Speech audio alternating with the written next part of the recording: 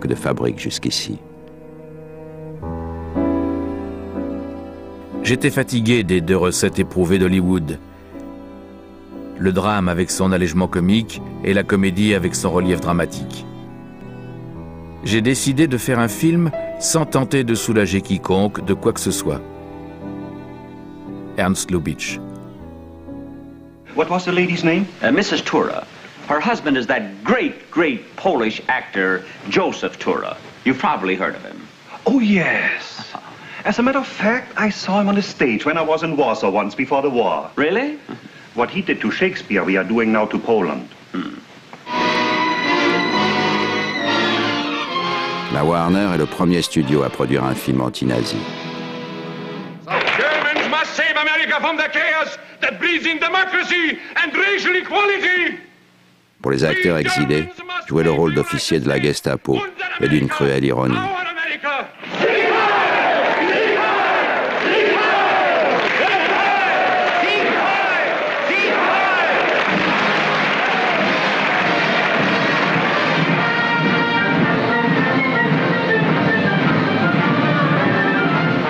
Après Pearl Harbor, Hollywood s'est joint à l'effort de guerre. Les films anti-nazis ont la cote au box-office. Pendant la guerre, les studios vont produire plus de 150 films anti-nazis, dans lesquels les exilés travailleront souvent.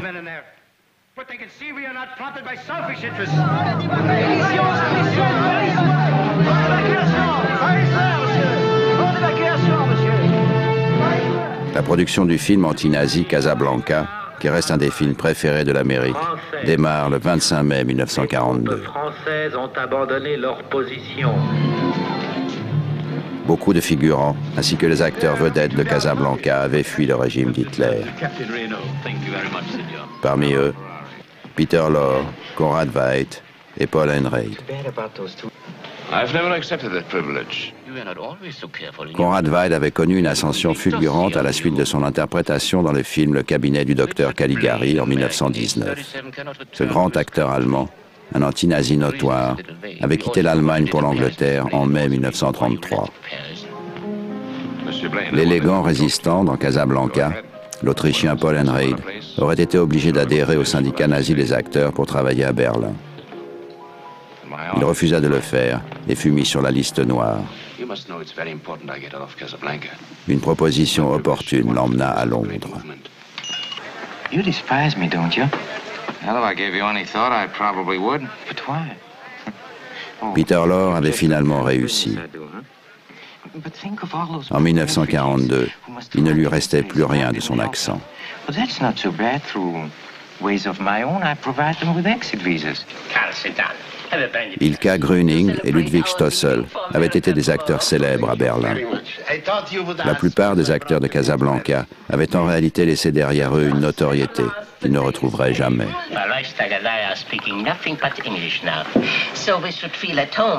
En Europe, Essed Sakal attirait les foules. En Amérique, on lui prêtait peu d'attention.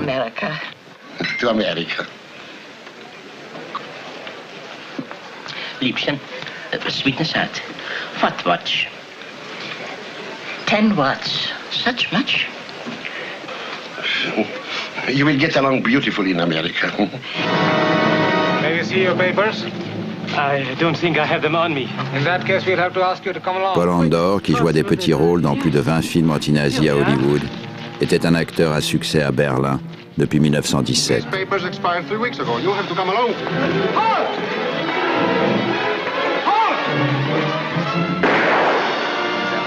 I beg of you, monsieur. Kurt Boyce, un acteur de cinéma.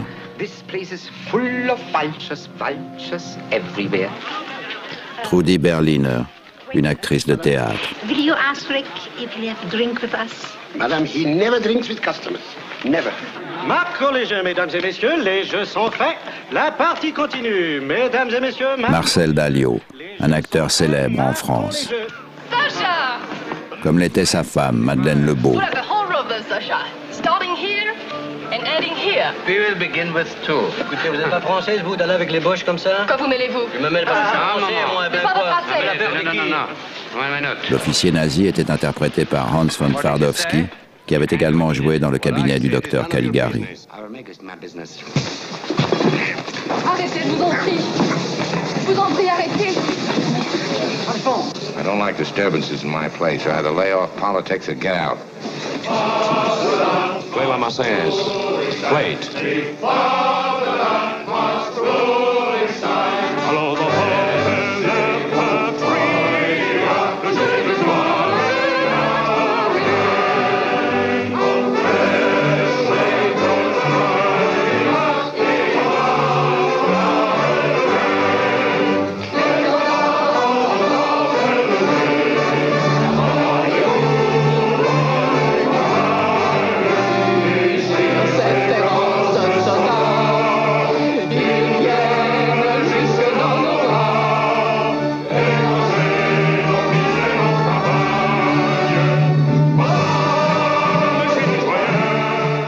Les acteurs de Casablanca étaient issus des plus grandes scènes de théâtre et du meilleur cinéma au monde.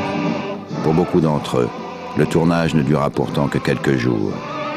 Quand le film fut fini, les acteurs et les techniciens versèrent 1% de leur cachet au Fonds européen du film. Tu payais pour les autres qui venaient après toi, disait Paul Andor.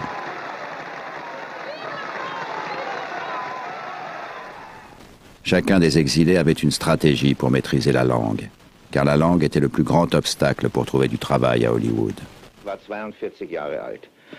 Quand je suis arrivé en Amérique, j'ai réalisé que je devais apprendre rapidement la langue anglaise. J'ai refusé de parler allemand. Je regardais des films, je lisais des journaux, et en particulier ceux qui n'existaient pas en Europe, des bandes dessinées. Non seulement cela m'apprenait des choses sur la langue, mais également sur la mentalité américaine.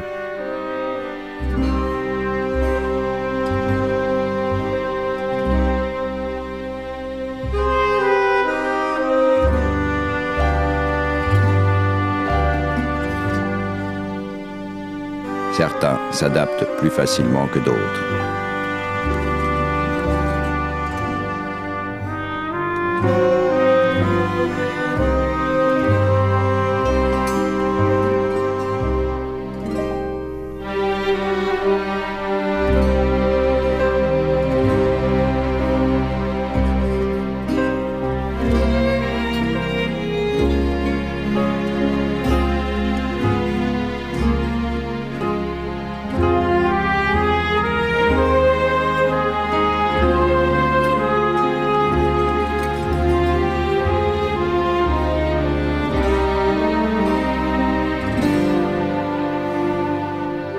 Au début des années 40, Hollywood accueille tellement d'émigrants allemands réfugiés et exilés que Los Angeles est surnommé Weimar sur le Pacifique.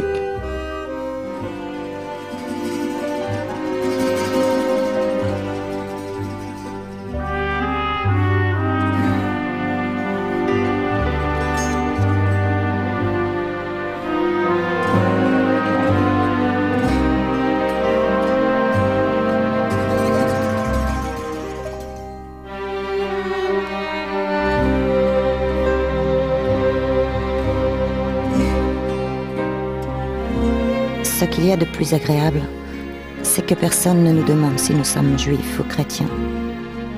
Cependant, j'ai constaté que les gens d'ici n'aiment pas vraiment les Allemands. Nous essayons de parler allemand le moins possible dans la rue, parce que les Américains n'éprouvent envers eux vraiment aucune sympathie. Kitty Koster.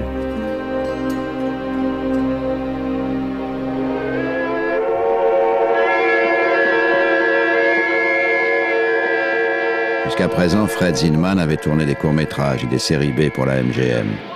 En 1944, les studios lui proposent de réaliser La 7e Croix, dans lequel joue Spencer Tracy. Avec ce film, il se trouve propulsé au premier rang des réalisateurs hollywoodiens.